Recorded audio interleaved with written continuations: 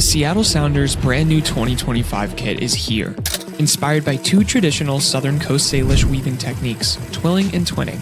These techniques, passed down through generations, honor the resilience, deep-rooted ties, and creativity that define the cultural fabric of this region. The striking deep blue jersey will be worn by the Sounders for the next 2 seasons to honor the club's deep connection with the Puget Sound and shared responsibility as stewards of the greater Salish Sea watershed. Backing up that commitment, the Seattle Sounders will donate up to $50,000 to benefit community charities around the Puget Sound region. To get your very own Salish Sea kit, visit lobbingscorchers.com/kit. That's lobbingscorchers.com/KIT.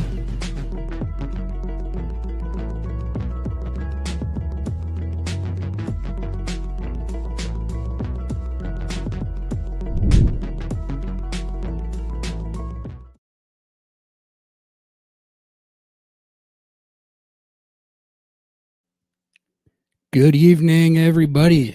Welcome in to another episode of Under the Lights. Thank you, as always, for tuning in, and let me know if you have any audio issues. We're going to try and make it through the stream tonight without any technological problems. What are the odds of me doing that? Not that high. What are the odds of me making it through the intro without some happening? Not that high, but we're going to do our best. Got a big show tonight. We got some CCC round of 16 leg 1 versus Cruz Azul to talk about. 0-0 draw at Lumen Field last night. And then we're going to talk some LAFC. We got Darren from Happy Foot Sad Foot hopping on in just a little bit to give us the scoop on LAFC. So yeah, it's going to be some good stuff. I am a little bit tilted, chat. Coming to this a little bit tilted. I was just covering the Inter Miami CCC match, and they were playing a team by the name of Cavalier FC from the Jamaican top flight. So, I mean, I expected that to be 5+ goals victory on aggregate. Messi wasn't playing tonight, but they had Suarez out there. They had Jordi Alba out there. They had Busquets out there. It was pretty much their big dog lineup. And they got bailed out.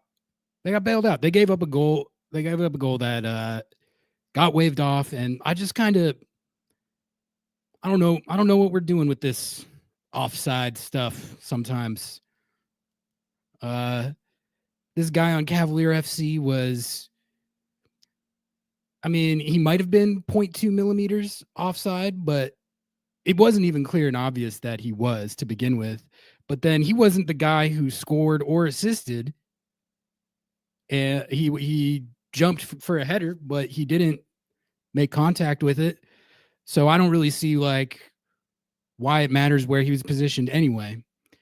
And it was just unfortunate. I really wanted Cavalier to I was watching the game thinking that they had absolutely no chance, obviously. Then they scored. It looked like it was going to stand, and I was like, "Oh, hell yeah. Let's go. We got a game. We got a series. Let's take down Messi and the Barca boys." And of course, there was no chance that the Concacaf oligarchs were ever going to let that thing stand. If you're playing against Messi and the Barca boys in this tournament where CONCACAF wants Messi to make it as far as possible. If you score on Inter Miami in this tournament and they have any mechanism to disallow it, that thing is coming off the board. So anyone who's playing them, that's a variable you're going to have to contend with. They end up winning 2-0. So I don't know. It's not like Cavalier had all that much of a claim to a result, but you take their road goal away when really shouldn't get taken away.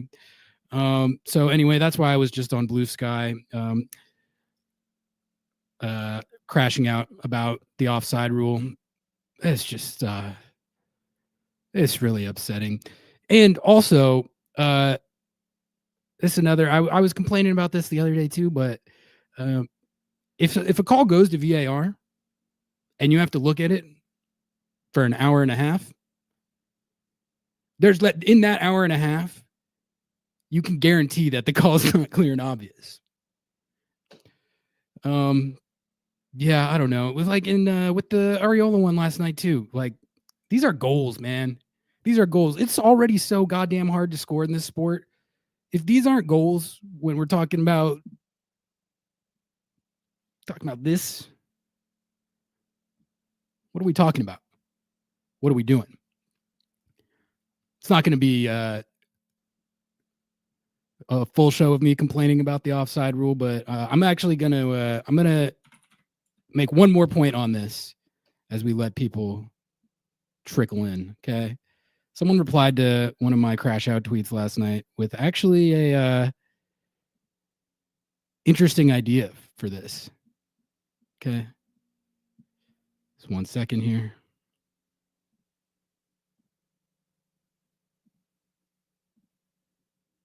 Tell me what you think of this.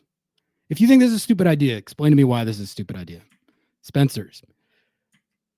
Totally unrelated to tonight's game. Should offside be like out of touch where the attacker has to be completely beyond the last defender to be off?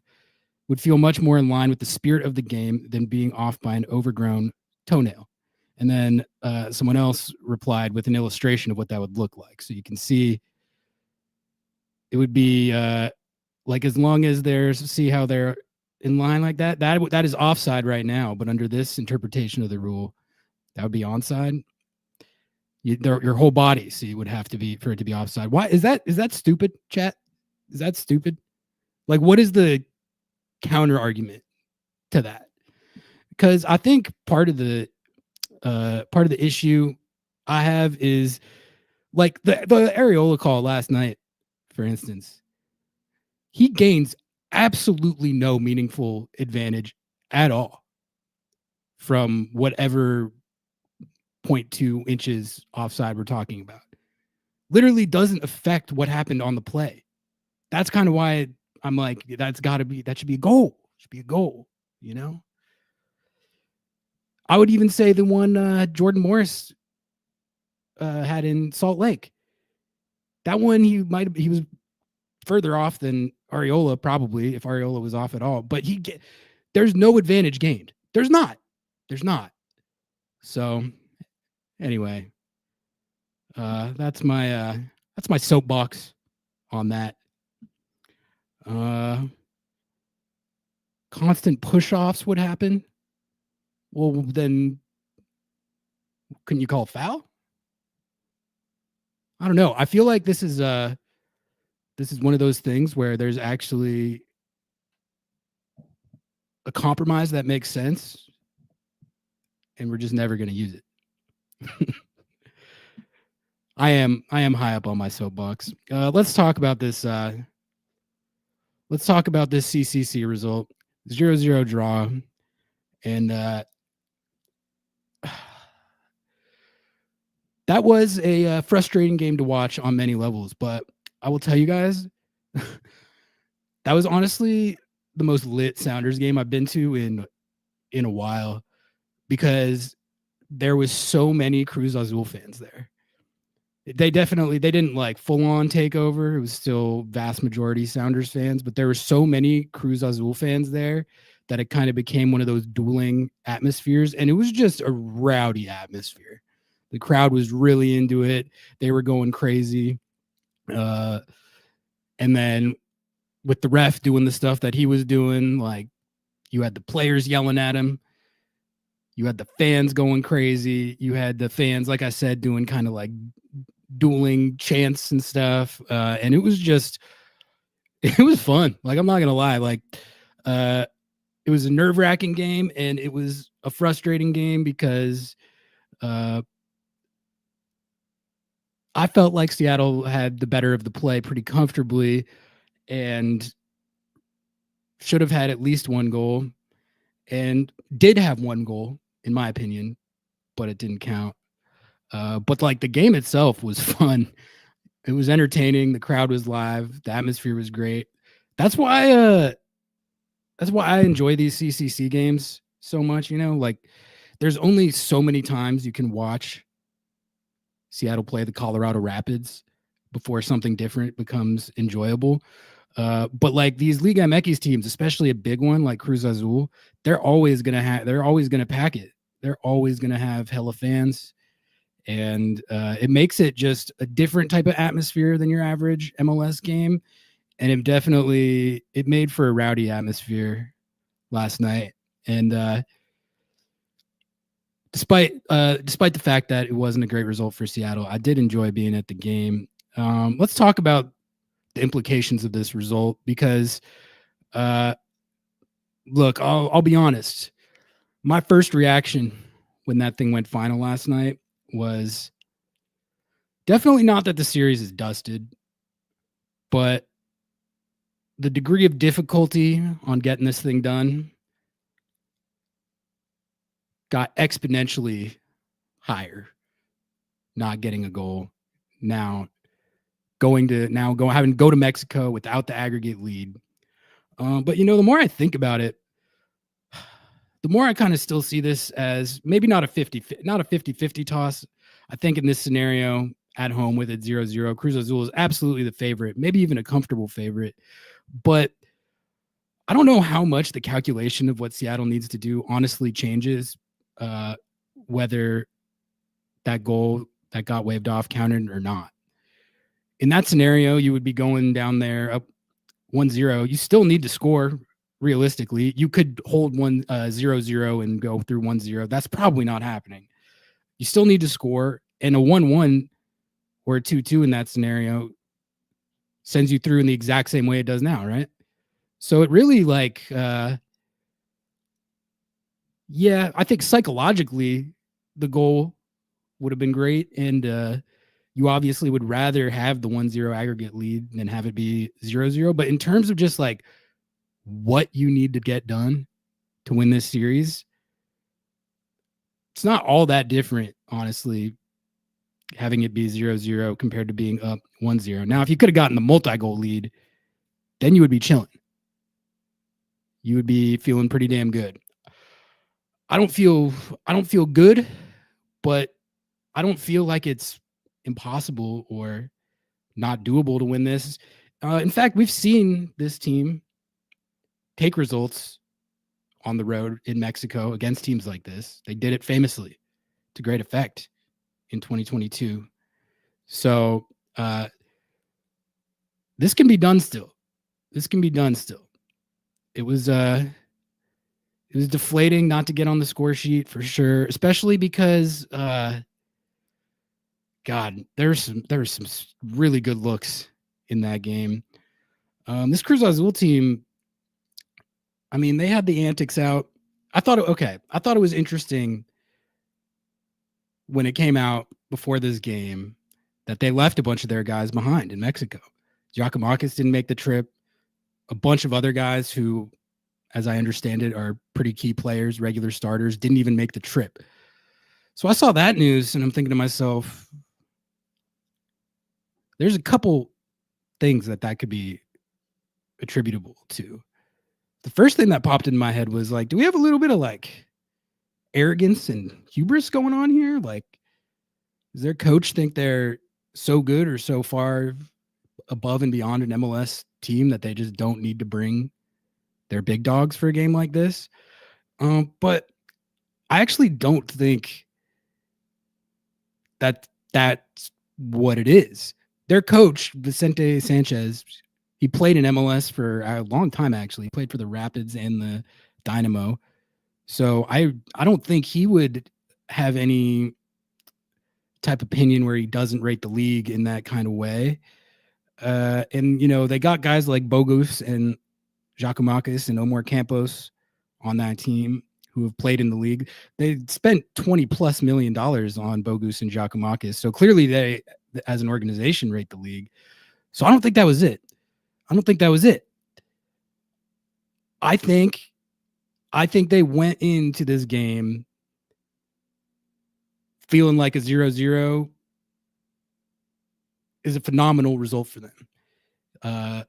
Given that I'm sure a couple of these guys at least had some fitness issues, maybe there's injury issues, what have you. But I think that they were like, look, if we're closing up shop and gunning for the 0-0 anyway to just try and get this back home, if there's any like borderline fitness issue with any of these guys, we're just going to leave them back, rotate the hell out of the lineup, and try to get the 0-0. And I think the tilting thing is that worked. Seattle didn't make them pay for that. Kind of got to make them pay for that. That's the thing. This was such a good opportunity with how rotated they were. It was such a good opportunity to get out in front of them. Seattle couldn't do that. That's frustrating. And if Seattle goes on to lose this series, it will have been lost in this game. If they lose this series, it will have been lost in this game. But one thing I will say, playing for the 0-0 in this tournament, I've seen it come back to bite many a team.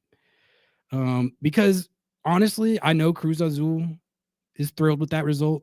I know their fans are probably thrilled with that result, given the lineup they had out there. It is a good result for them. It's a better result for them than it is for Seattle. There's no question about that. But if you don't get a road goal when you're the road team in the first leg, that's not good, because now they're in a situation where any draw at all, where there are goals on the board, they're out.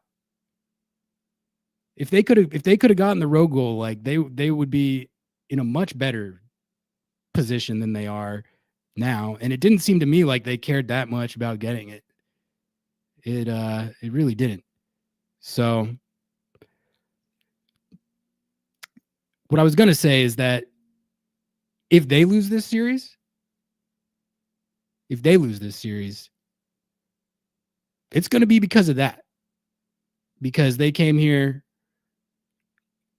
for the 0-0. They flew all the way out here to 0-0 that, and it worked. You're playing a dangerous game when you do that. You could argue you're playing a dangerous game playing more aggressively as the road team with a lineup that rotated. But those road goals matter. Like, I think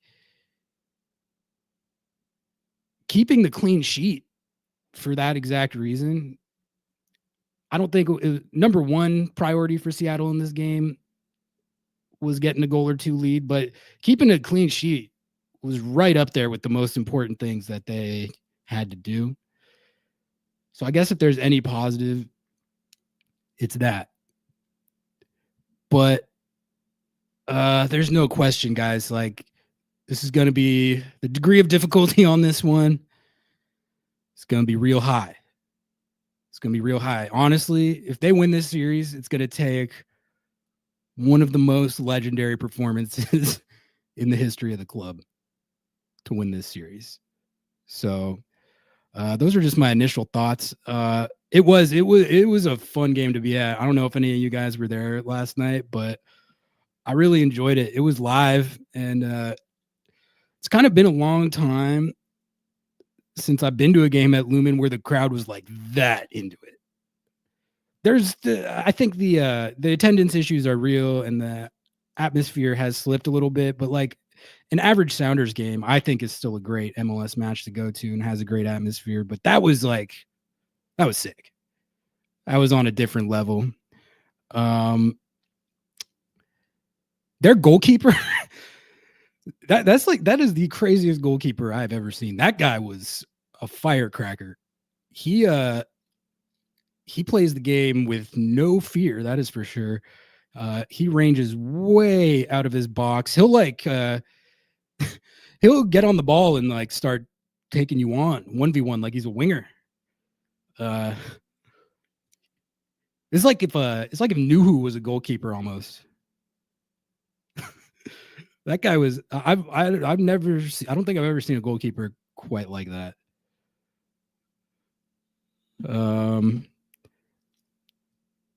I didn't shill anything to start. Let me shill real quick. If you haven't liked the video, sub to the channel. Follow us on Instagram, chat. Anyone in chat who doesn't follow us on IG, take your phone out. Go to Instagram app. You all have it. I know you all have it. Go to Instagram, type in Lobbing Scorchers. You'll see us. We're on the road to 300 IG followers, which we're a long ways off from having credibility on there, but the road to 300, it matters. We also did Noah did a post game live last night. We've been thinking about that. It's like obvious thing to do, and people have been asking us about that. So we are going to try and start doing those. I think as much as we can. It's going to be tough for me some games, especially if I'm at the field. Maybe I'm working them for MLS soccer. So doing a post game live for me isn't always going to be possible, but have Noah do it when he can. And then there are going to be times, especially I think for some of the road games, where I'll be able to do it. So if you guys enjoyed that, there should be more of those coming your way. Yeah, the degree of difficulty on this series, on winning this series, is quite high now. I mean, it was high anyway. It's high anyway. It's a dogfight. It's a heavyweight battle. It's two good teams going at it, competing out there. Some people say that they think soccer is boring because there's 0-0s. Some 0-0s are very entertaining, and that fell under the category of 0-0, like a really exciting 0-0. It was a heart-pounding 0-0. There are people out there wondering if we overstated, perhaps, how deep this team is, and really how much the offense has improved from last year. And I understand any game where they get shut out at home, those talking points are going to come up. Man, maybe I'm bugging. Oh, I really feel like the offense actually played pretty well last night. Feel like they played pretty well, especially in the second half. You have two off the post, and then you have this De La Vega goal where they call Areola offside. I mean, that's if the AR is having if you have a different AR, or the AR is having a different type of day, you are up 1-0 right now. Whatever amount that Areola is offside there is so negligible to where is there any way the AR can actually see that? I swear he's just guessing. I seriously don't think he could possibly have raised that flag based on like what he saw. I think he saw that it was a close run and was just like, yeah, he's offside. Take that goal out of there.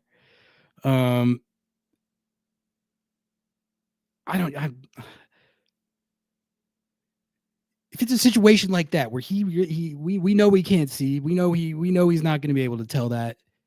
Let that go and then check it after, man. That should be a goal.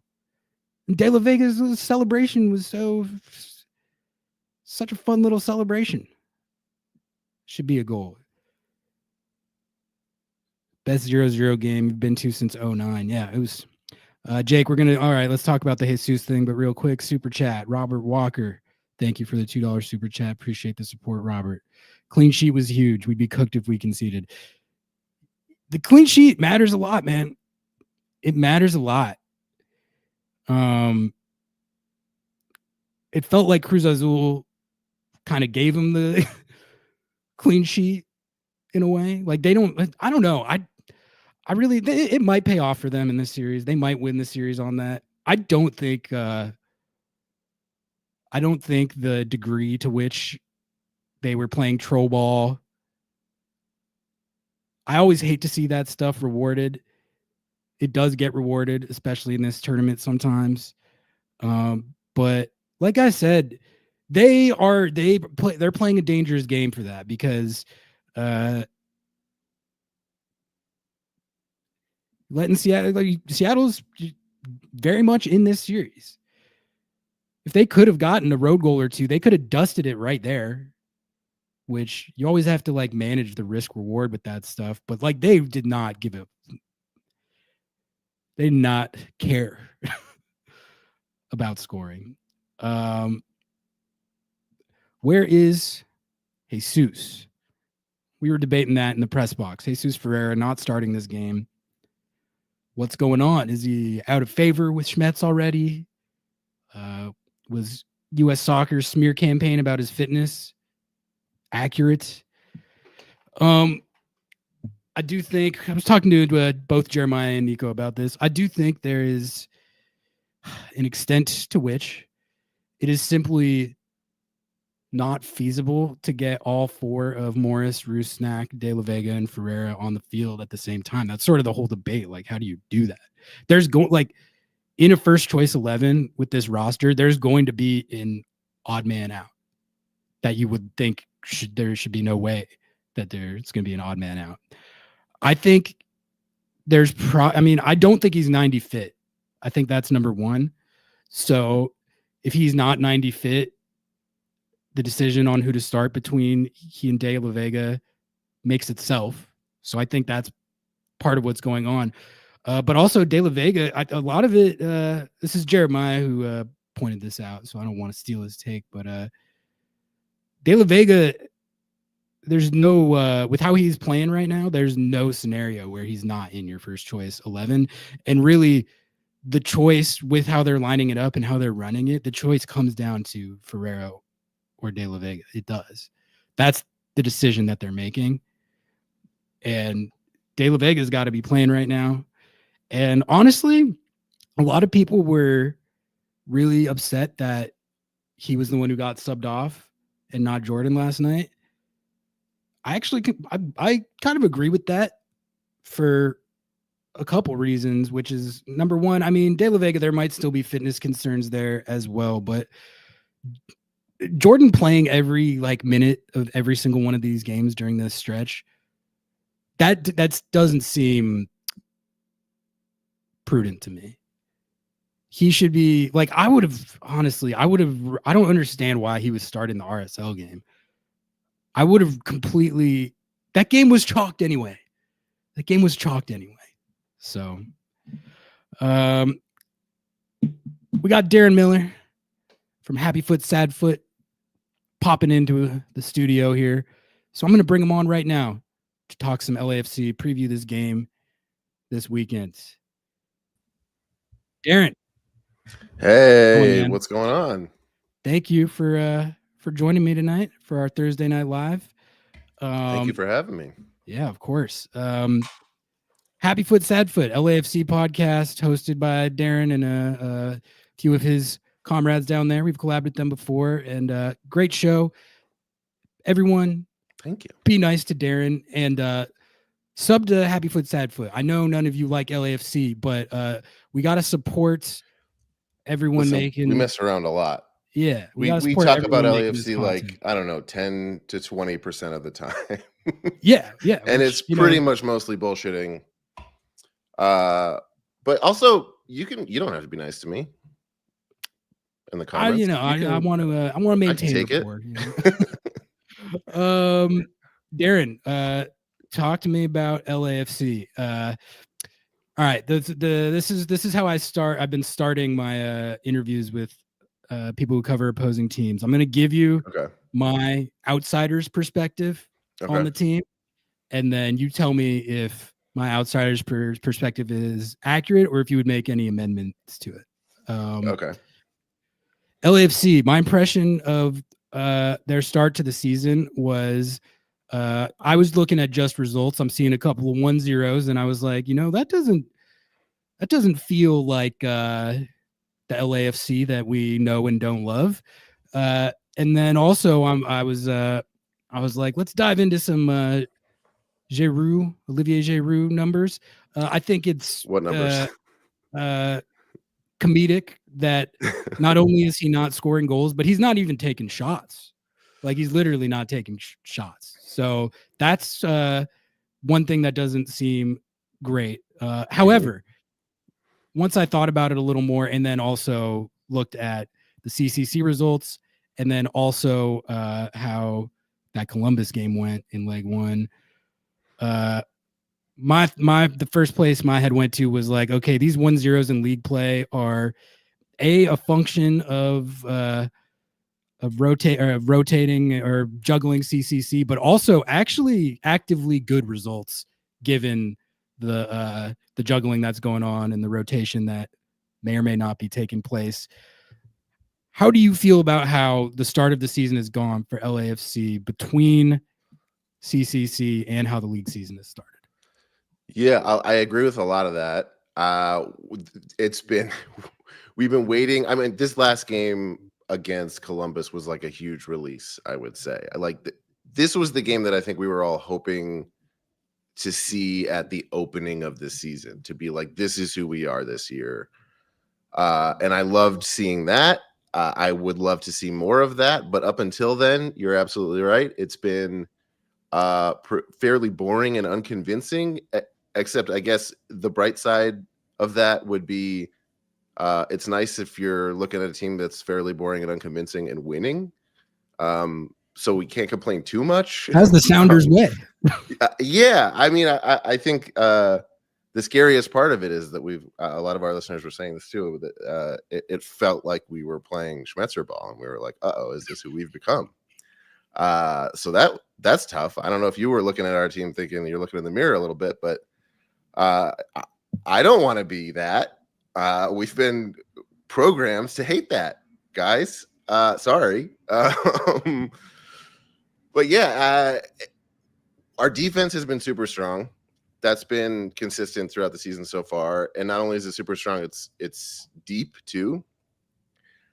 We were kind of waiting for everything else to kind of fall into place. It finally did in this last match.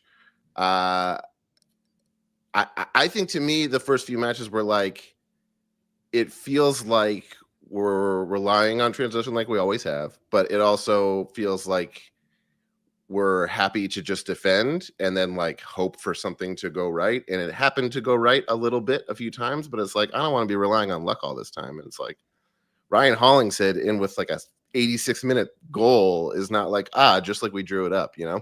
No. And then Giroud, hasn't been he hasn't been scoring because he hasn't been taking shots. He hasn't been taking shots because the way we play is not really compatible with what he needs to get shots, to get the ball. So he's not getting the ball. Meanwhile, Abobasi's doing great. Our other forwards are Bouanga's like, he did this last season too. He takes a few games to kind of calibrate. Like he's got a bazooka, right? So he takes a few games to get a bunch of shots off, and he programs the ball and hits like just wide. He'll go just over. He'll go just wide on the other side, and he eventually finds where the net is. And now I think he's good. He's good for this season. We're on the path to the Golden Boot now. And so, I mean, last game Drew was on the bench, so he's definitely not scoring there either. But it went well. I think you guys are in a similar position to us now, where we're pretty focused on CCC, and maybe you'll see a lot of Giroud in this game. He's the rotated striker now. It's funny because it's like you always have to be a little scared because it's like maybe he'll finally wake up this game. You never know. Yeah. I mean, but okay. Well, I guess just what's the status of whether here Abobasi is the first choice? Because to me, again, outside perspective, don't follow the team like you do, but to me, it seems very obvious that Abobasi needs to be the starter. Like, you can't kid yourself about that, can you? You can. If it's a player with all the exact same attributes of Giroud and not the same name and not the same history, then it's a no-brainer. But it just feels so, I don't know, like, I'm not Cherundolo. I'm sure he has a stronger head and shoulders than I do about this, but it feels so silly to do that, right? Like, it's just like, he can't be playing like this forever. He's going to wake up at some point. But yeah, like you said, I mean, Bobby's, I think we expected him to be good, but he's fitting in really quickly. He works really well with our game plan. He's scoring. He's fast. He gets involved. He's active, which is like, I mean, it's when you see like at one point last game we had Bouanga, Bobasi, and Martinez up there all at the same time. It's like a very fast front line, and it's really exciting and fun to watch. It's very different having Giroud there, where it's like he's kind of just loafing around, like find a way to get me the ball. If we can get him the ball, he might score, I guess, but it's not what we're doing. We're doing a lot of wing play.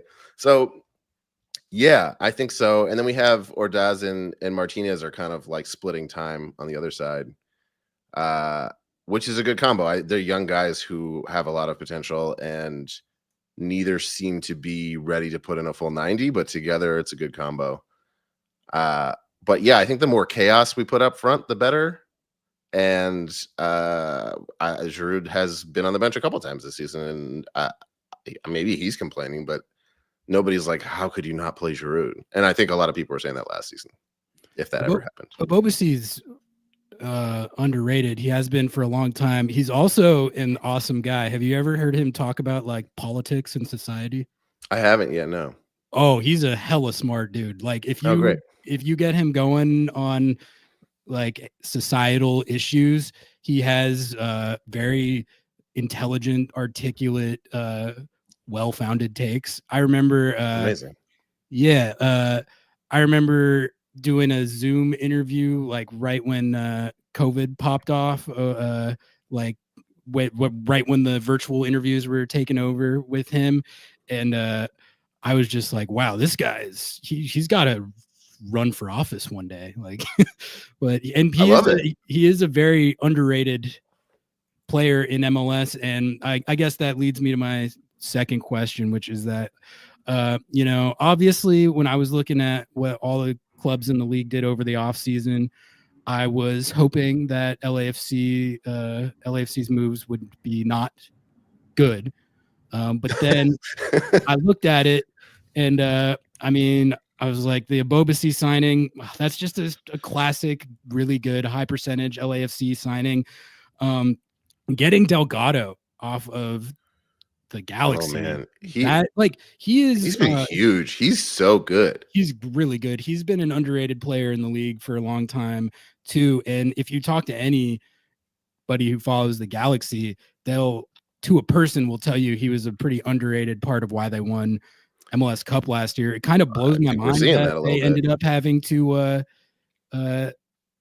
like, if you're gonna trade him, that's one thing, but really, like, if you're gonna trade like a random player that no one cares about to LAFC, that's one thing. But like Mark Delgado is a high level contributor in the league, and like a dirty work player, like a two-way player, a connector, all those things. There was a couple other moves, honestly, and Kosi Tafari. I was just about to bring him up. Phenomenal Kosi Tafari is a great.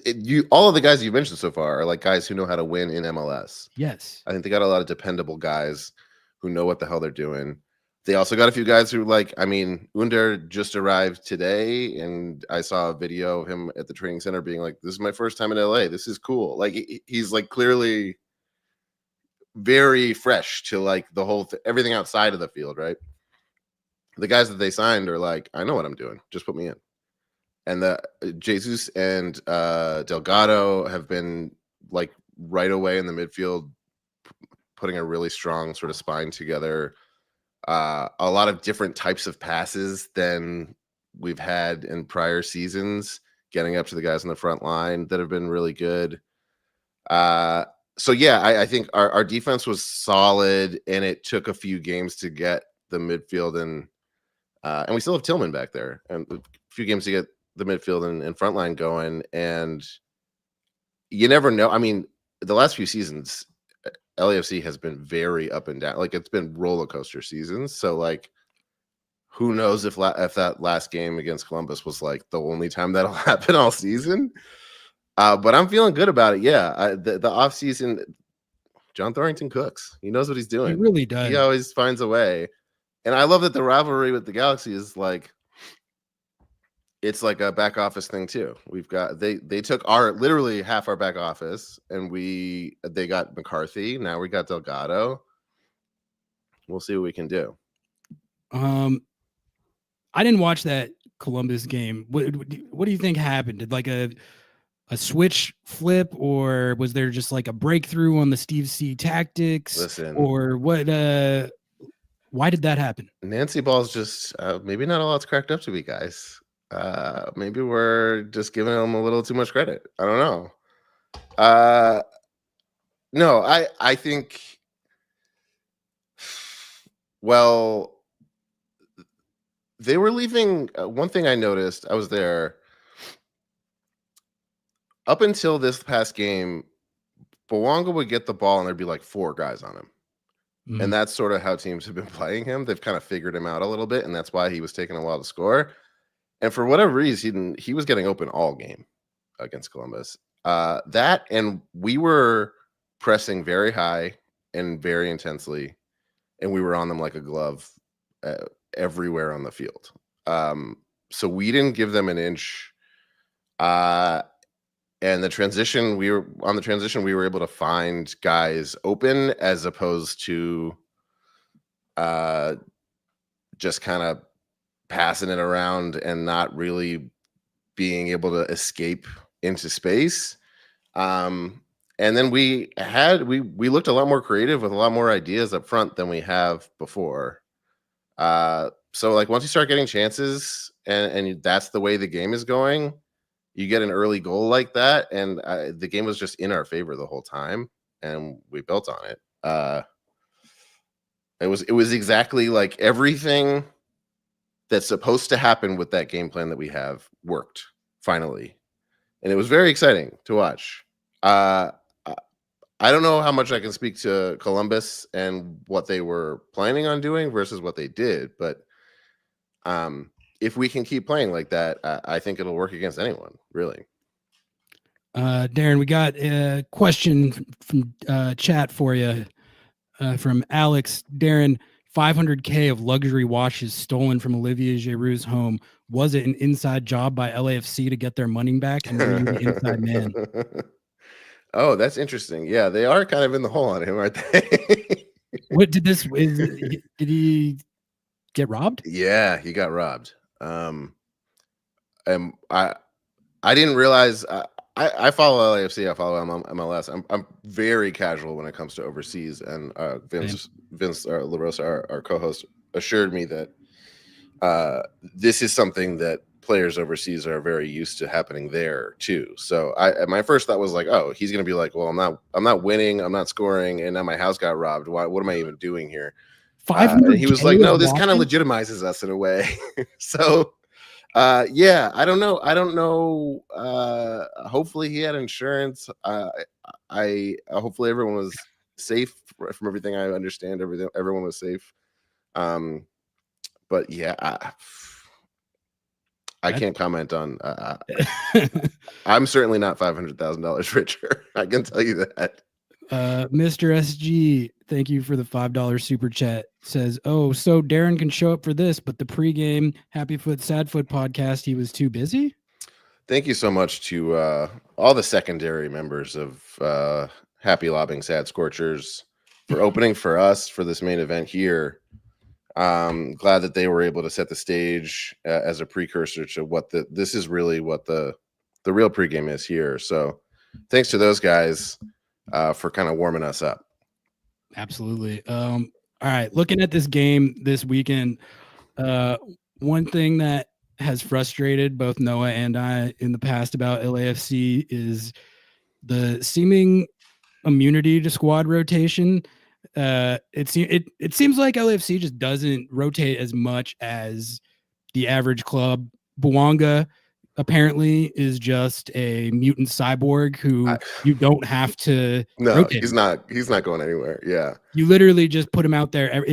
You could be playing the game the next day and Bouanga would still be in the LAFC starting 11. But I mean, with both these teams are juggling CCC right now. Do you see any reason that Steve C might rotate this a lot? Or a little? Or I mean, we went up 3-0 on Columbus, and they're still Columbus. So like we want to win that game.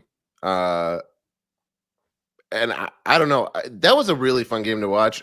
I'm like, if I'm being honest, like you guys can have this one if we really if we can not get injured. Like that's always been honestly my biggest concern going to Seattle is like we have to play on turf and we've got like, older guys aren't used to playing on turf, and I would love to come away with no injuries. That would be my main goal for this match. We're pretty deep this year. We were really shallow at the beginning of last season. So I think we made sure to be deep early this season. And so we've been rotating. It hasn't really felt like we've been rotating because we have to. We have had a very busy schedule, but excuse me. I think there's also enough new guys that Steve's just been like, let's see who should go where, like there's been a lot of like, let's try this guy out this time. Let's try this guy here. And we as fans have been like, oh, that's interesting. I wonder if they'll keep doing that. So I think they'll rotate and it will feel like more of the same to me anyway. I think there's nobody you should feel that comfortable with in our backline starting. And then you're either going to get, if it's not Giroud, you're going to get Bouanga, Abobasi, and probably maybe Ordaz or Martinez, and the other one, whichever one it is, the other guys coming in at like 65, 70th minute. You're going to see Hollingshead, Palencia on the back. You're going to see, I don't know. Marlon is in the back too. There's no like rotated player in the back. Delgado and Jesus in the middle with Tillman. I don't know who you want to see there instead of them. And So it's going to be coming like off the the bench. normal, It's going to be a pretty normal squad. Like I don't know that you're going to see anyone except for Giroud and be like, oh, I'm literally hoping that it's him, which is weird. Isn't that insane? It's weird. That's like insane. I fear Abobasi like a lot more at this point. Yeah. Yeah. I don't know what to tell you. But then it could be like the like you said, like every game could be the Giroud breakout game. I'm really hoping for it to be. I mean, I still believe that at some point it's just going to unlock and he'll be normal again. He was overseas playing like a superstar. Yeah. Like the game that he played before coming to LA. It wasn't like, he fell off a little bit and now he's here. He was like at the top of his game. He's the leading goal scorer in the history of the French national team. Like, yeah, but you could say that about a guy who's like, he was the leading goal scorer, so he's been around for a while, and like, and he hasn't been as good lately. Right. But no, he was great. Yeah. So I don't know. I imagine that he had like no off season. I imagine that takes a toll on somebody that age. I'm saying it like it's not also my age. I know exactly how much of a toll that would take. Yeah. So maybe he's still recovering from that. He did seem like he was kind of half injured all of last season, but he's also seemed like that a little bit. It's been crazy to watch. Like you go to these games and you see like LAFC 2 guys and Olivier Giroud like doing sprints on the sidelines. They're like half his height. It just like makes no sense. I don't know. Daniel, thank you for the $2 super chat. Appreciate that. What percentage of Sounders fans smokes weed? A very high percentage. I wouldn't be able to give you the exact stat on that, but a high percentage. How do you transfer market? You can't find that on FODMob? Apparently not. How would you say the fan base and the club are kind of looking at CCC this year? Because from where I sit, like it's sort of a frontier for LAFC that like if you guys can win this, it's like another kind of statement of LAFC's place atop the hierarchy in this league. Obviously made the final. Wasn't that the COVID year, the COVID final? The CCC final? Yeah. We made I don't think so. Leon I want to say in it was 2021, I believe. but it was like it was made the 2020 final, but then got like canceled and then played in There were two. 2021. Yeah. And then we lost to Tigres and we lost to Leon. Oh, there's been two. I forgot about that. Well, I guess it's been a white whale of sorts. Yeah. Talk about that. Like what is I mean, getting through Seattle has seemed to be impossible unless it's the regular season. And we took a lot of heat for, having issues with big games and trophy games, and I think it's all kind of silly. I think if you look at the finals that we've been in and the record overall, I mean, I don't know. I grew up being an East Coast sports fan where like the misery involved is like far greater than anything we've experienced as LAFC fans. So if anything, I feel kind of spoiled. But we haven't been able to win in that match. We did get the US Open Cup. We've got an MLS Cup. This is the one that we need. But it's been a weird run this year because it's been midweek games against MLS clubs. Like, I don't know that a lot of people are kind of locked in. This past game was the best game we played so far, but I was there and the crowd wasn't huge. It was a great vibe in the stadium, but it was like not full. And, you look at the bracket and it's like, oh, well, now we have to beat Seattle. I don't know what that's going to be like. And even if we do that, then we're facing Miami. Is that how the bracket is? Wait, I got to pull this up. I think. Well, Seattle's on the schedule, but we got to beat. I see. Okay, all right. I thought you meant like when you advance. Okay. No. Yeah. Who are we playing on? We will have the second leg of Columbus, but if we beat Columbus, then it becomes Miami or. So this stretch of games, it's like we're playing. We know we just played NYCFC in league play. We don't play them that often. I think that was the first time we'd even beaten them. And then Columbus, and then Seattle, and then Columbus again, and then Miami if we beat Columbus. Like, it's a tough road. And it's not as like novel and fun and interesting as if we were playing a lot more teams outside of the MLS. So I think the fans have been kind of a little bit slow to be like, oh man, this is huge that this is happening. But I believe if we can get past Seattle on the schedule and we can lock up Columbus, that's when everything will change and everyone will be like, holy shit, it's happening. Yeah, it's a good point. I didn't even think about that, but it was the Rapids, the last series, which is not the most exciting matchup of all time. And then, this Columbus matchup it's a good matchup on paper, but like it's an MLS club that played a lot of times.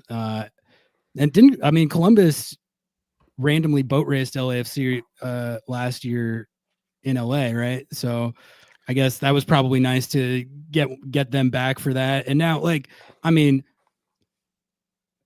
that's the series is all but dusted. I don't want to jinx because of that, though. That's the thing. Like they've beaten us 5-1, I think. So we're not taking it for granted for sure. Yeah, and I'll give Wilfred Nancy shit all day, but I came away from that game very happy with everything that happened, and then the next thing was like, oh shit, but like he saw that, so like I don't know if we can do that again because he saw us do it, so now he's gonna like know what to do. Yeah, no, he might. He's the guru. He's gonna have something up his sleeve. He did. He was on the sidelines. Like holding a whiteboard, trying to figure out what to do the whole game, which I loved. It was great. Daniel, thank you for other $5 super chat. Really appreciate it. What's up, Daniel?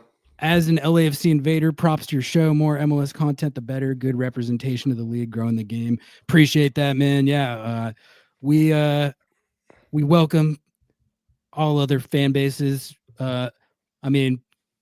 Portland fans don't hang out here that much, but we have other fan bases that listen to our show, and we do cover the whole league. Like we usually start with the Seattle focus and then dive into takes about all of MLS. So I think one thing we share is we don't have a need for Portland either. Yeah, that's true. In our show. We can agree on that. We can definitely. You weren't agree a fan on of us being the. I guess like we had the joke that we're the Galaxy podcast because we liked watching the Galaxy last year just from an entertainment perspective. They were an entertaining team to watch. I'm not familiar. No. Yeah. Well, okay. I guess this is unrelated to the Seattle game, but like they're down bad right now. Like we could talk about that. Yeah. Yeah. Yeah. I'm game. Well, so I guess my question is, like, okay, I'll speak for myself. When I look at them, like, obviously it's early in the season and you can't tell much yet, but doesn't it kind of feel like there's writing on the wall with them right now that all the salary dumping and all the injuries that they have, like they might actually, I was hoping both LA teams would take a step back. I kind of don't think LAFC is going to take that much of a step back. I think the Galaxy, they might be chalked. Yeah. I mean, they've had injuries. As happy as I am to see them suffer, I understand the situation in a vacuum is like, what are you going to do? Kind of, Ricky Puig not being able to play. Like I maybe it's like a reliance on guys that on few guys that if they're injured, you're fucked. But, and they lost a couple guys too, but, yeah, I mean, there's also, I know Seattle has experienced this and LAFC has experienced this, but it does kind of feel like there's like a penalty for winning MLS Cup. Like, Yeah, the way that the salary cap works and how your roster has to change. They might have put enough eggs in the one basket to win, to like not really leave anything left over to do anything the next season. And of course, you get your star player injured and I guess give away Mark Delgado and it's over. Yeah. I don't know. But I mean, yeah, they they are had to definitely shed experiencing so that much. win tax. What's that? They had to shed so much salary. Like they had to get Joveljic out of there. They had to get Delgado out of there. They had to get Jalen Neal out of there, which is like underratedly one of like whatever young academy prospects they have, which is not a lot. He was the best one. So yeah, it's the LAFC takeover. They're taking back over. We're just hitting resume. We had it on pause. We're hitting resume. You know, last season you're saying we were hoping we would take a step back. It's weird because last season, like the first half of the season, actually you guys had a similar situation. First half of the season, we were like, oh, we're cooked. This is awful. Like I was shocked how well we finished out last year. So I think we came away with like kind of bittersweet feelings about the end of the season. We didn't, obviously we wanted to beat you guys in the end, but it was kind of weird that we ended up with some hardware and making it that far after halfway through the season being like, this is terrible. This is like really bad.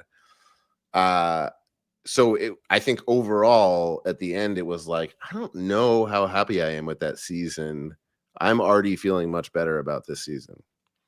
Yeah, it is a similar situation to what happened to Seattle last year. And I can tell you that a lot of people in Seattle like never got over how badly last season started, because like to me, like, yeah, it started off bad. We talked about that on our show a lot. It was boring, it was stale, they weren't taking results, they weren't scoring goals, it was not fun. But they played at a 2 points per game pace for most of the second half of the year. And I do understand there is a lot of sour emotions about specifically how the games against LAFC went. LAFC knocked Seattle out of 2 different tournaments, one emphatically and then one in that Open Cup game, which was a competitive game, but knocked out LAFC at 2 different tournaments. So I think people were upset about that. On your field. Bouanga literally pissed on the field. Exactly. Yeah. So I definitely understand. Pretty disrespectful. Why there was sour emotions over that. But like, to me, when I looked at it at the end of the day, I actually felt not like thrilled with Seattle's season, but like I felt like they brought it back to a pretty good place. They won 16 games, 57 points, top 4 in the West, and then the win in the playoffs at LAFC was one of the best wins they've had in the last couple years. The goal Jordan Morris scored in that game was one of the best goals that anyone on the team has scored in a while. So I was like, I was bummed out to not get by the Galaxy because I felt like that was an MLS Cup that was there for the taking. Crazy. So that sucked. But like, as far as the team's standing in the league and how the season went overall, I've been contending for a while that like a lot of the negativity surrounding the team now is kind of based on this view of the team from the beginning of last season, when they really haven't been playing like that for a while. But that was just my opinion. That's interesting. I think that one game really shaped that difference. I think I came away with a little more bitterness about the season overall because of that game. And that one game, you were like, well, we got that. I mean, that's not bad. That was like, that is not a bad way to cap off like a comeback of a season. Well, yeah, and like, you know, it's obviously you didn't get it over the line, so that is a negative. But like, I'm never gonna dismiss a playoff win in the road on the road against a Western Conference rival like that. With like the moment of that goal too was just that was crazy. So yeah, I personally don't have as negative an association with last season as some people, but I do understand that the first part of the year was bad. So, well, how are people feeling this year so far compared to that? I feel like we had a hangover. We had like hangover disappointment that made the first few games that were kind of boring and unconvincing feel particularly bad. We were like, what's happening? We still haven't found it. What's going on? I think I think most of the fan base was pretty cautiously optimistic, I guess, is how I would describe it. And like we're high on the moves that Seattle made over the offseason, which was the main one was bringing in Jesus Ferreira and then also Paul Arriola. I think most Sounders fans understand that Jesus Ferreira has been a very high level player in the league, and that's a good addition to any MLS attack, especially when you think about how versatile he is, how you can kind of plug him in anywhere.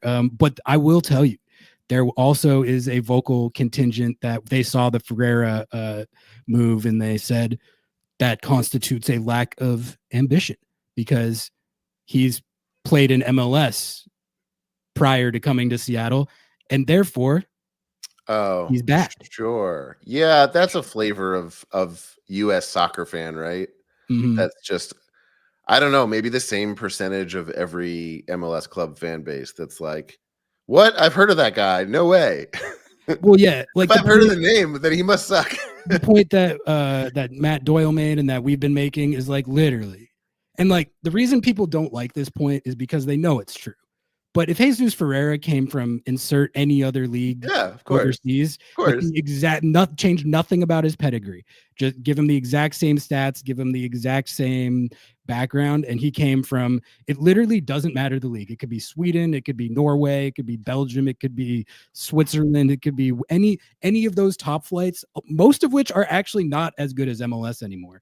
But if he had the exact same pedigree and came from those leagues, people would be saying is a hit, knocked out of the park. Absolutely. Signing 100%. And it's like, oh, I recognize who this guy is, so he kind of sucks. And then a guy comes, then some name you've never heard of, and their move is to pretend like they know who this person is. Well, exactly. And they'll have like a scouting report, and it's like, you just heard their name for the first time 10 minutes ago and Googled the guy.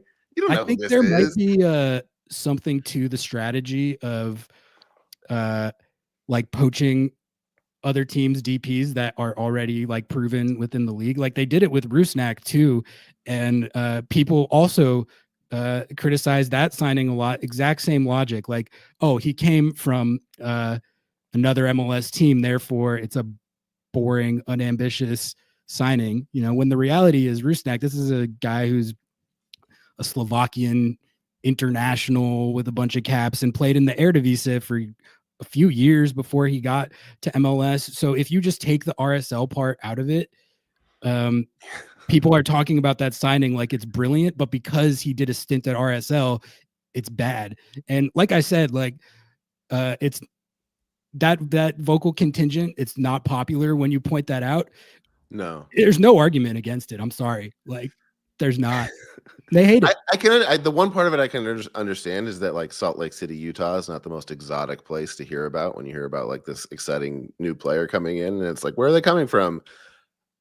Utah. Yeah.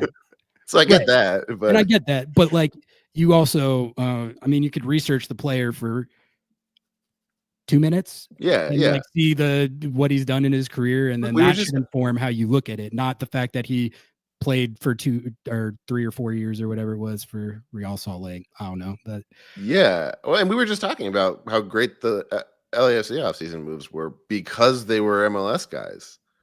Like, we've seen people need to start understanding like how much of an advantage it is to have that kind of specific experience. Like, this is not a normal league in a lot of ways. So to be able to have that experience, not just in terms of like the play on the field, although the sort of default play style for MLS teams on the field is also kind of unique, not in a way that's better or worse, but like to have that kind of experience. These are guys who've like seen these specific teams. The teams' game plans don't change that much year over year. Like, they've seen the play, they've dealt with all the like off the field bullshit, the press, the agents, like all of that works a certain way here, and they've all like, they're good, like they have a place to stay, like they're settled, they're accustomed, like culturally accustomed to how it works, like that's time, that's like efficiency in how you can be game fit. I see it as a huge advantage. Well, and like I mean, I don't know, I think there's some negativity going on right now because Seattle didn't score last night, and honestly the squad is up against it in this series now. Like, to really feel good about their chances, they needed to score last night. But I mean, I was just talking about it before you signed on, like really the calculation going into the leg 2-0-0 isn't all that different than if the goal that got waved off counted. Like, you still got to go down there and score. You still got to go down there and take a result. And a 1-1 still gets you through. A 2-2 still gets. I was gonna say that was at Lumen, right? It was at Lumen, and they 0-0. No away goals. That's good. Yeah, but it was, I don't know how much, if any, of the game that you caught, but they put 2 off the post and had a De La Vega goal get waved off on. I mean, if the guy was offside, Paul Areola, if he was offside, it was by nothing. Like, I don't know. To me, he literally looked on. He literally looked on. But that, I mean, that's just me. Did they review it? No, like they look at it, but they didn't go to the monitor or anything. It like, there's no way it was clear and obvious that the call was wrong. But like, my frustration is like, if it's that close to where you literally can't see, first of all, what's the fucking difference? Shit, but also just you leave the flag down, and then if it's clearly and obviously off, then you wave it off. But I don't know. They basically did score. It just didn't count, which there was a game. What was it? Maybe it was like one of the first games of the season where LAFC had a late goal waved off.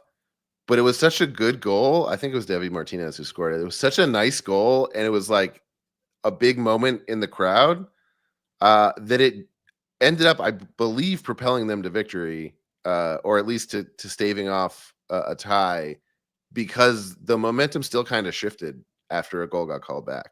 So sometimes it works out.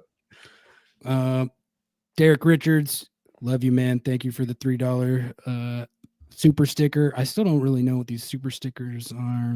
We use StreamYard too. They don't show them. Got another question in chat for you. Describe it in text. $5 super chat from Alex. Thank you so much. Appreciate the support. Is Bawanga a protected player? Does he get off lightly being a high volume fouler, pressing attacker? Still bitter about the 23 loss. So many fouls. He, this season in particular, I think he's been fouled a lot and is not getting calls. So I don't know. Does he foul a lot? My thing with Bawanga is not that he's a fouler. It's that he's an evil demon spawned from the gates of hell. Yeah. That must be stopped for the safety of That feels more those accurate. around him and society at large. That's my issue. That's my issue with Bouanga. One thing I'm concerned about with him that you might give you some solace is that he scored 2 goals in this last game. That's not the part that you'll like, but he didn't flip after either of them, which maybe he's on scared me a physical little decline. bit. Yeah, which I don't know what that means, because it's like, oh, he didn't flip, but also he scored 2 goals in whatever state made it so that he shouldn't flip. So he can't be that injured. I don't know. He's got a brace on his hand right now. That seems like maybe he's lost a step. So you were saying you don't really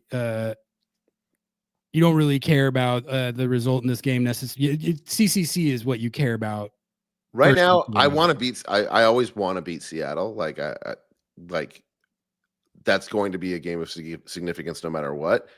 But given the game before and at like how much positives we showed in this last match and how important the next match is, if we drop this one, I'll be like, well, you had to lose at some point in the beginning of the season. It's okay that it was this one if we get through it with guys that we want starting on Tuesday ready to go.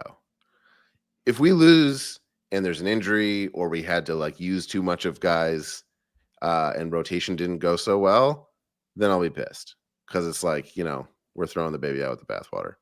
Yeah. Is that an accurate use of that metaphor? I think so. I think we're good there. Yeah. Yeah. I mean, for me, whenever Seattle is in Champions League, Champions Cup, like for me personally, league season 100% takes a back seat. But people are divided. Well, I think the thing that's frustrating me so far is that I was really high on the depth of this team coming in to the season, to the point where I felt pretty good about playing, like juggling tournaments like this, and not having to just punt your league games. And then the first away trip to RSL while juggling, it felt like a punt. I mean, you had Nuhu. Did you see that own goal? It was a good own goal. I make sure to catch those. Yeah, it was a good one. It was a good own goal. I caught up on that one. But it's like, like I was we love a Nuhu own goal. Yeah. I was really excited actually going into that RSL game, because I was like, all right, this will be like a nice little early case study on if the depth on this team can handle this juggling in the way that I hope and think that it's capable of. And then less than 10 minutes into the game, Nuhu does that. And then the whole game kind of just looks like it always does when Seattle's trying to juggle CCC, which in 22, they won it famously, but then it destroyed the season. So it sounds like you guys are just fucked no matter what. Is that what you're saying? I'm not saying that yet, but I will say that after the RSL game, I was paranoid. The back and forth of it is tough. Yeah. I think it's weird. This happens in the beginning. Like, I'm going to cautiously say, I like seeing, especially with new guys in there, I like seeing us getting like extra reps in above and beyond most MLS squads right now, where like if we can get through it without being overly tired and injured, which was a real problem in previous years, if you can kind of like get over that hump, then I feel like we're in such better shape when we go back to just face MLS games that gives us such an advantage there too.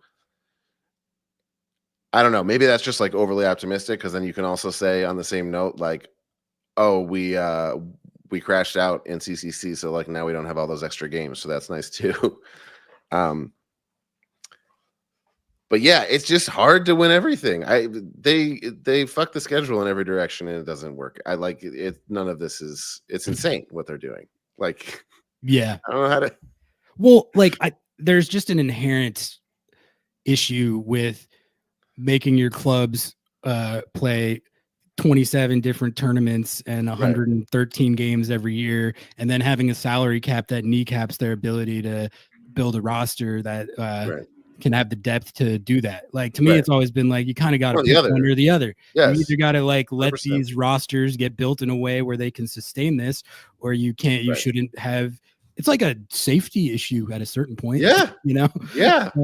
But like I feel like the best teams in this league are able, like LAFC and Thornton, for instance, like that guy builds rosters with this salary cap that can actually do that. And Seattle has had really good depth at different times in the past. In 22, they had a very deep team, but I think like the psychological and physical drain of going all the way in that tournament caught up to them. João Paulo tore his ACL. That season just got tanked, but that's sort of like what they really need to avoid happening this year if they're able to advance, which is up in the air right now. I did want to ask you, you're also free to bounce whenever, by the way. I had you for kick me out of here whenever you want. Okay. I'm good. Yeah. Well, I do. So I do have one question for you, which is, so just, I know you don't want to look past the Crew, but it's 3-0. Let's say, like, in a hypothetical world where they just dust that, move on. It's going to be Inter Miami. Inter Miami is they just won 2-0. I've heard they're pretty good in the game. They didn't look good at all, but Messi didn't play. How do you feel about Inter Miami matchup? I mean, that's the team right now. That's the team. Like, are you intimidated? What's your feeling? Yeah, I'm intimidated. Fuck you. Of course I am. No, I think we've got a great squad this year, so I'm excited to see how it goes, because I don't feel like it's one of those situations where we don't match up at all. Like, I think we could hold our own in a game like that, but obviously they're great. And you've seen them win without Messi, so it's not like, well, maybe he'll be injured. Like, that's not going to necessarily help at all. So they know how to find a win. We're proving that we do too. I think the timing of us getting fit and working our way into the season is starting to go pretty well. So I'm not counting us out at all, but like, I can't sit here and be like, yeah, we'll take them, no problem. This is like a really tough way to start the season with this group of teams that we're playing. I don't like playing at Lumen, but I am happy we're not playing at that other shit show in Seattle with a. You don't want to play at Starfire? Train riding by halfway through the game and orange slices at halftime. I don't know what that was. That's a good venue. Like a lacrosse game playing next door. Yeah, exactly. The magic of the open. Yeah, maybe. Have you played Miami there yet? Is Messi playing there yet? If Seattle and Miami ever play in the Open Cup, they got to get Messi to Starfire. No, I mean, so Seattle hasn't played Miami at all yet. LAFC has. We played them once 2 seasons ago, and I think we lost 3-1 or 4-2 or something. With Messi. Oh, okay. Yeah, they handled us pretty easily. Okay. And it was embarrassing, because it's like all these, obviously they pack the place, all these celebrities come out and they're like, we're here to see Messi, and they got what they came for. It's awful. It's really awful. It is. Well, it's there's just nothing else comparable to how his games, no matter what team he's on, it's just like its own event outside of circus. Yeah, it's a circus. Like the first and only in-person Messi game that I've been to was the 2016 Copa, when he was here with the Argentina was playing a Copa game in Seattle. And so the first thing I told this story on Lobbing Scorchers, like episode 3. So some of you might have heard it, but let's find out who the real ones are. A lot of you might not have, but it was so Argentina was here and they were training at Starfire before their Copa game, and they needed like stand-in practice players to basically just stand there while they practice their stuff. And so they had Sounders Academy kids be the stand-in at their training. So I got assigned to write a story about the Academy kids that were standing in. So it was talking to them about what it was like to be in the same practice field as Messi. So I go out to Starfire to interview these like U15 kids about training with Messi or whatever. And I pull up and I was standing there waiting for Argentina to get there. And there was at least like, there was well over 500 people there, probably closer to 1,000, just waiting for the bus. And when his bus pulled up, it was like a swarm. Like they all ran after it and were screaming. I saw people crying, like full on. I saw that. Yeah. There was like cops and security everywhere, and they had put like blinders on the fence so you couldn't see in. People were like trying to climb over it. The cops were like, "Get down!" Like, oh my god, grabbing him off the fence. It was like he has played at Starfire. I mean, yeah, they trained there. Yeah, they trained there. Not on that field that. And he still came to MLS after seeing that. yeah, exactly. And well, I actually got to go in to like the place that was blocked off to do my interviews. So I was actually standing like 10 feet away from the guy at one point, and that was definitely like a wow. Oh wow, yeah. But like no, the didn't tackle you or anything. It feels like people react to his presence, not like an athlete, but like no, it's a religious thing, like a god. Yeah, it's like a religious experience just to be in his like orbit. And then the game itself, you just heard like he didn't play the first half. He didn't sub on till the second half. So all during the first half, the whole crowd is just chanting Messi, Messi. Like, man, imagine having like that type of presence where everywhere you go, you're literally treated like a god. Yeah. That it honestly makes it so much more impressive that like he's able to live up to the expectations that are getting set in situations like that. It's crazy. Yeah, exactly. And then like why would you set the bar that high for anyone in any situation? Like that's a terrible idea. I wouldn't want that. I want to go see that. I want to pay like $1,000 to go see someone who like for me to be satisfied has to perform like a god. And then he somehow does it. And then he pretty much always does it. Yeah. Like I remember his first game against Cruz Azul, actually, I think in CCC, like went right after he got to Miami, and he famously like hit the free kick goal like on his first 5 minutes on the field to win the game. And it was so like when he stepped up to it, everyone knew already that he was going to make it. Yeah. Like that's a weird thing with him. Yeah. I'm trying to think of other players where I've noticed that, but I have seen that like you can tell when he's going to score before he shoots. Yeah. And like, yeah. And he can too. I guess that's not as impressive, but he's like, oh yeah, I'll score now. Speaking of Cruz Azul, this is a hard subject change. Oh no, but, go. We tried to haunt you ahead of our match with Bogusz, and it didn't go great. He was starting and playing, but he was like the only.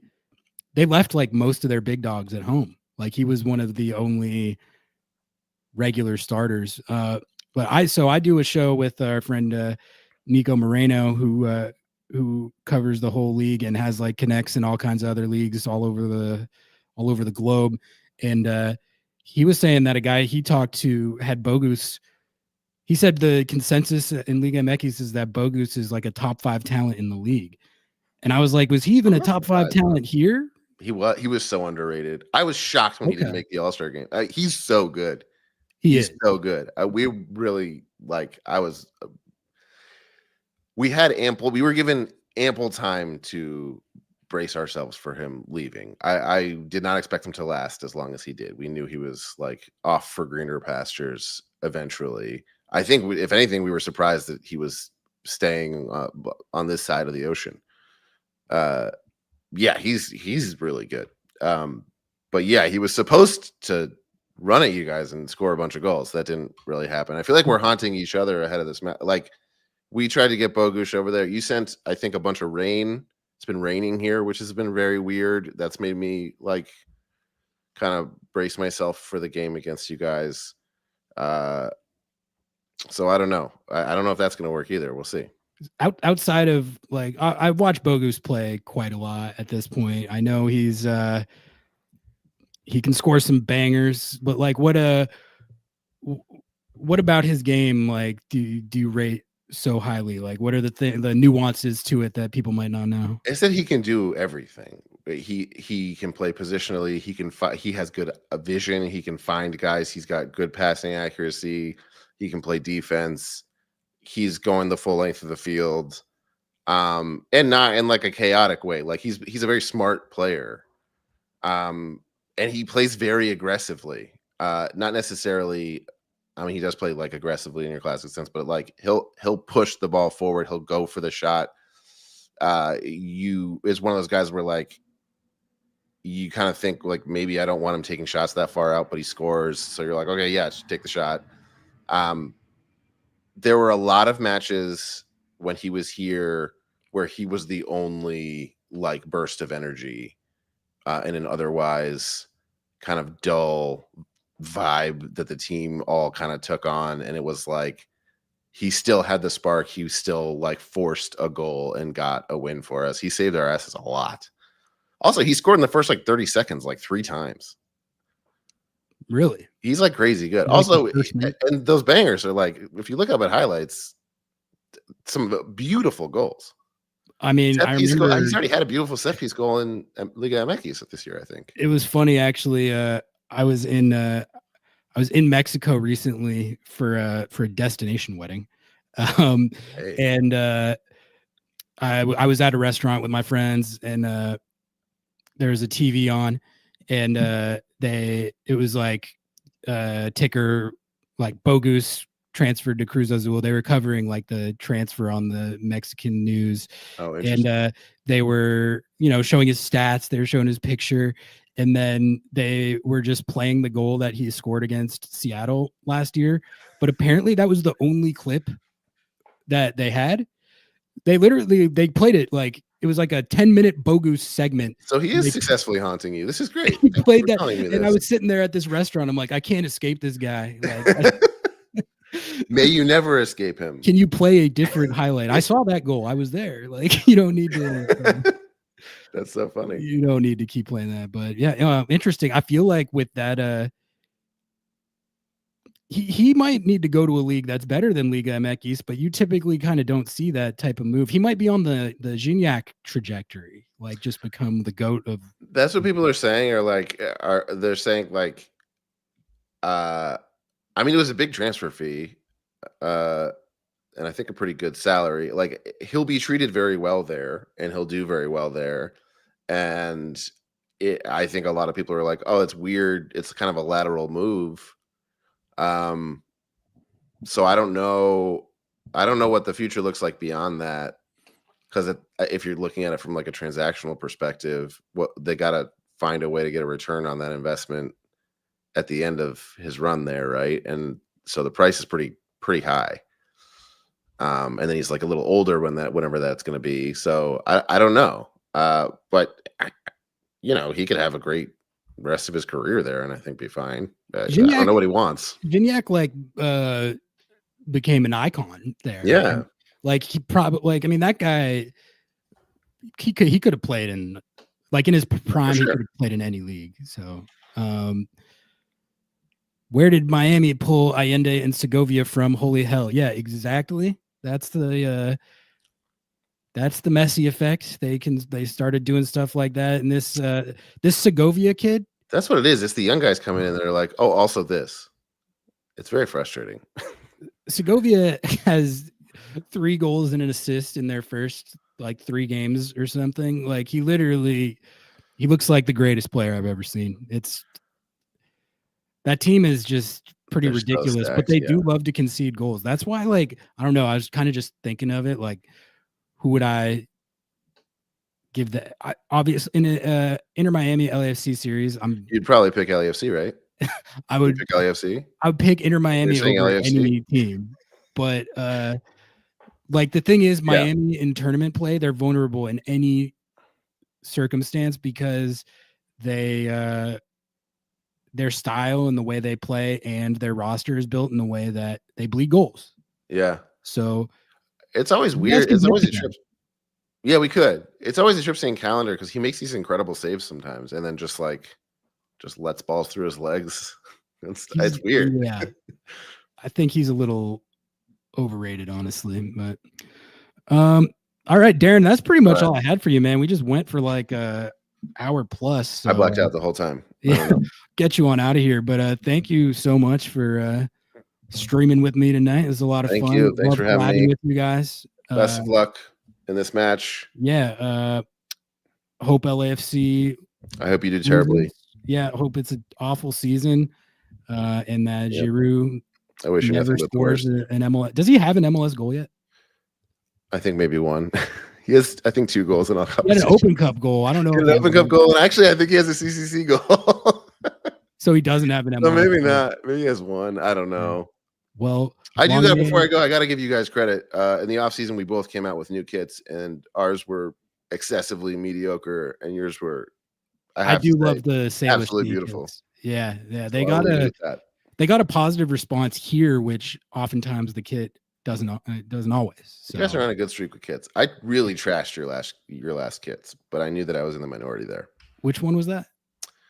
The like blue and green stripe. Oh yeah. The children's birthday party kits. I like to call them the dinosaur toy kits. All right. Yeah, YouTube TV or yeah. Oh yeah. That was a good era. My kids like wearing those now because they're like, oh yeah, I like YouTube. Yeah. All right. Yeah. Looking forward to the game this weekend. Always a pleasure, Darren. And we'll be doing it. We'll be doing it again. We're in the same little YouTube universe. So absolutely. We'll see you soon. See you soon. Thanks again, man. And take care. We'll see you later. That was Darren Miller from Happy Foot, Sad Foot. Really appreciate the time. Guys, go subscribe to their YouTube. Go do it. Give them some subs. Support independent MLS content. We cover different teams, but we're on the same kind of content team at the end of the day. So, all right. That was the main thing that I had planned for the night. I am going to fire up a little lo-fi and take some questions, I guess. If you guys have any questions, topics about Seattle, the game last night, or leg 2 or the LAFC game, go ahead and fire away while I find the lo-fi. And I'm going to start the process of wrapping up here, but I'm good to hang around for a little while longer. Thank you all, as always, for tuning in. Here we go. Nice. Love the lo-fi. Oh, we got Brigade.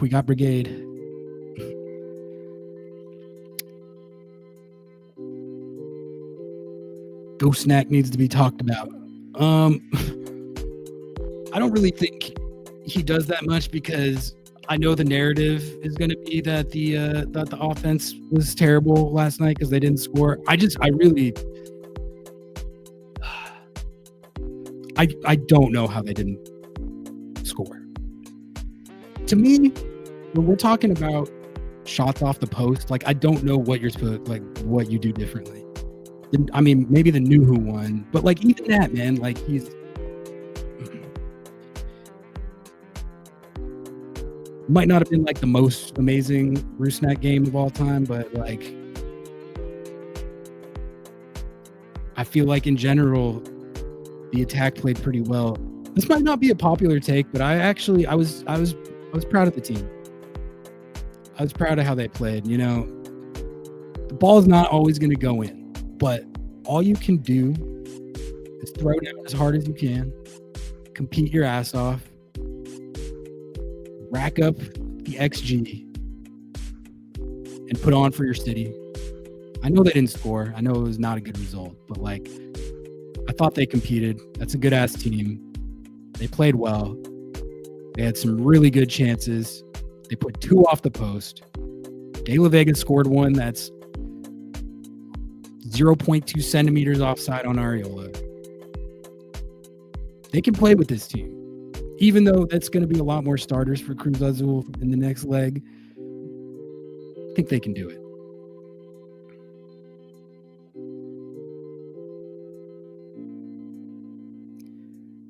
Yeah, see, I just don't think the offense was terrible. But honestly, I mean, I'm not even gonna. That's just me. Like, I'm not even gonna try and like when you get shut out at home, you're gonna take the heat. You're gonna take the heat. It's just very, like if the De La Vega goal counts, the conversation is just so different.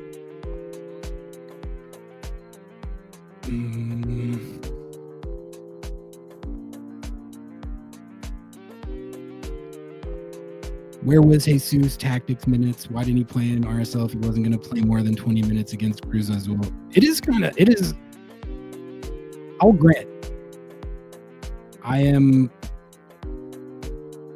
My eyebrows are raising at like how little he's been playing so far. I mean, I think he's got to not be 90 fit. Like, I think that's got to be number one. And then number two, what I was talking about earlier, like basically with this roster right now in the first choice 11, there's going to be a name that's an odd man out that just seems like it shouldn't be.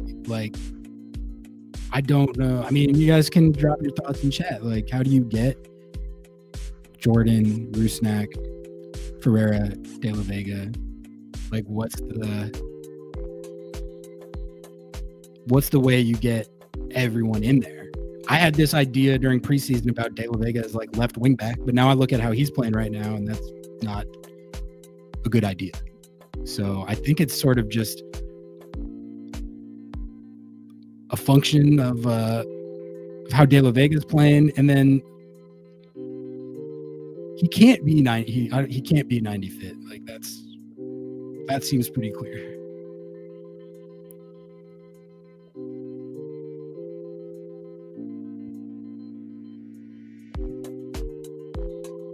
Should really tweet out that you were starting a stream and put it in the Discord. I quit Twitter, but yeah, point taken. I could have done that on Blue Sky. I'm in to do that. I'm bad about that. Good shout, Joe. Good shout. That is a true stat, Jake. It is literally the first time since like February 23 that they had all three DPs on the pitch at the same time, which is kind of mind-boggling, but not really that mind-boggling when you consider that De La Vega barely played last year. I will say, I continue to be very happy and encouraged with how De La Vega has looked. I think the more I watch him play, the more I see the sounder in him. He plays really hard. He's a dog.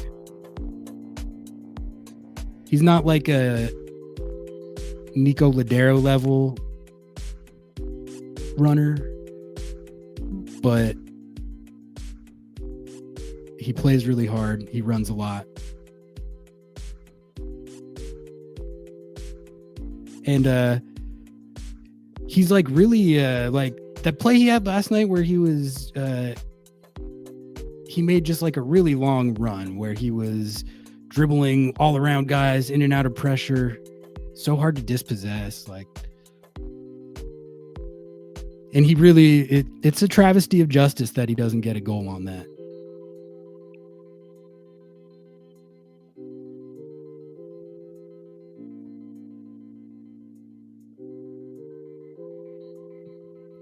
Yeah, I think he could be a Nico level runner with enough conditioning.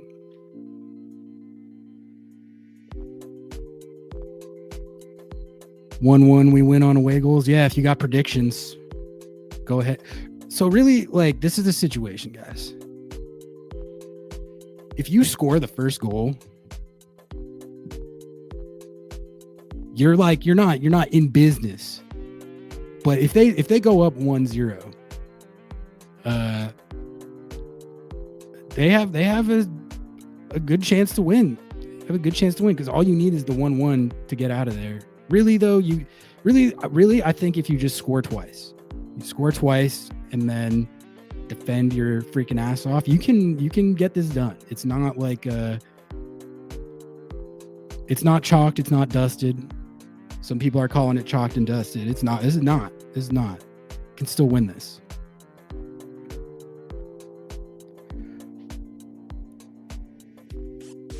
how do you rate the midfield performance as a whole? I feel like that was our problem area last night. I thought Christian was really good. I thought the double pivot was good. Obed had a freaking insane pass on the play where Jordan got the shot blocked, which, you know, I know people are giving Jordan shit for that play. I get it. These Cruz Azul CBs are really fucking good. Like that guy, you could say Jordan should have got the shot off. That's fine. If you think that, I'm not gonna argue with you. The CB made a really good play. The other team has players that like make plays and get paid a lot of money to do that stuff. So, but like just even outside of that play, like these CBs are big, they're fast. Watching Jordan like go up against those guys, that was a fun matchup. It was it's physical out there. What formation will they roll out? I think it seems like Schmetz is back to the 4-2-3-1 dogma.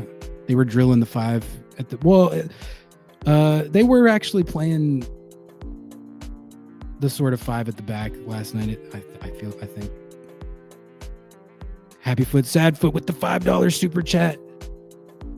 Thanks, y'all. Always have fun here. Hope you lose every match. Love you. Love you guys. Always great to have you guys on. Thank you for the super chat. Gonna keep going through these here. Pull out the 5-3-2. Yeah, didn't it seem like there was at least times last night where that's sort of how it was running. At least it had Areola and Roldan were like, Areola was definitely wing backing. Ooh, we got some nice Rusnak discourse. If you see Morris making that DP money, you got to finish those. I mean, but if the guy blocks the shot, like if he got the shot off and it was saved or he skied it, I would see the point there. But like if the CB charges in, it dives and blocks it before he can put the shot on goal. That is, you can say that he maybe should have shot it earlier or whatever, but you do also have to acknowledge that was a good play by the CB. You do have to tip your cap sometimes.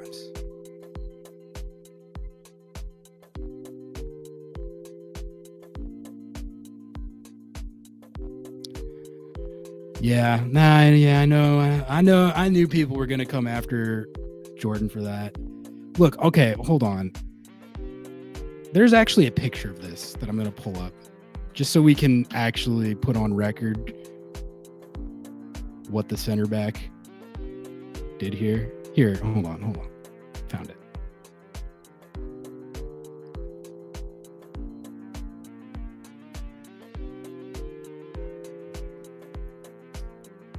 Okay, so you guys understand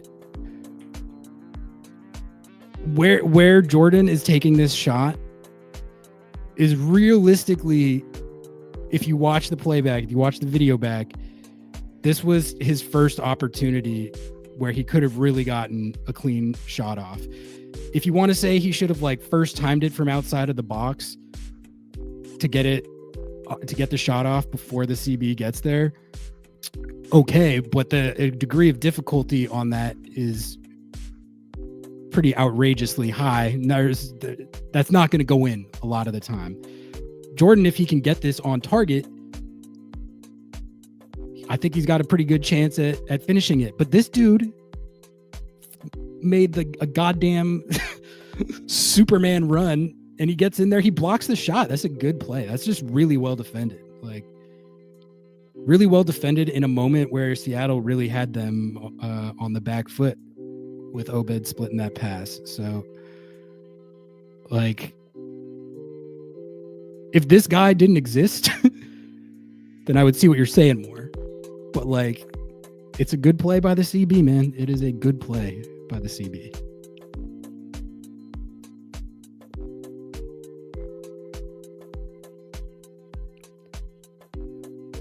PSG has some DP level players, and they shot nearly 30 times against Liverpool and got 1-0. It's a good point. It's a good point. All right, last call. Questions, thoughts, agendas, observations. I actually thought, and then the one that Jordan put off the post too, yeah.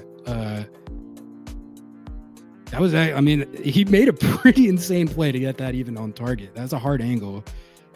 It's just unlucky, man. Anytime we're talking about it going off the post, that is, like, I don't know what you're supposed to, I don't know what you're supposed to do. I don't know what you're supposed to do. Maybe there's an explanation for it, but I don't know it. I was pretty tilted after the game last night just because of, I really felt like they should have scored, obviously. But I was walking back to my car and I was like, God damn it, I love this sport. Like, that was a fun game. Like, got my adrenaline going, even in a 0-0.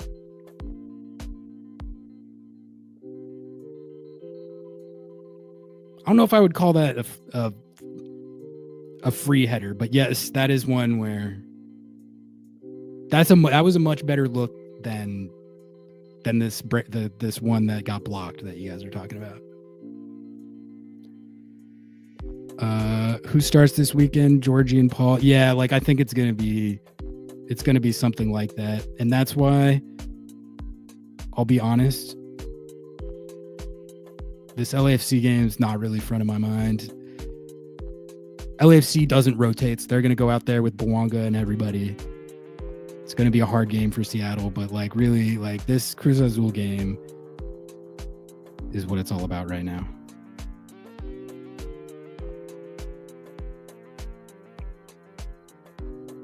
The post saved Cruz Azul. Absolutely. The XG was off the hook, guys. Shouldn't run Morris till his legs fall off. That is one quibble I have with how the lineups have been handled, is like, I don't get why he doesn't need to be playing every single game in this situation. This is a Moose game. I don't know if you're saying that ironically, but like straight up. If only XG counted towards wins. Who are you, Noah?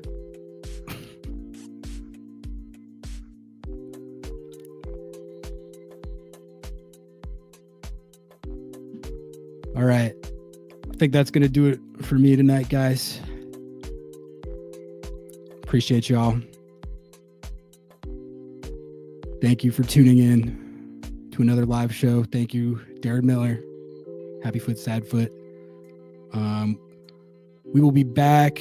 I think the post-game live we did after the last game seemed to be pretty popular. It didn't get like a crazy view count, but the people who did tune in gave us some positive feedback. I think a lot of people just want a place to hang out after the games, which I think we'll be happy to provide that when we can. We'll do our best to fire one up. If I can't do it on Saturday, I'm gonna be there. So maybe we can do like what I did after this last one and call in while I'm walking to the train or something.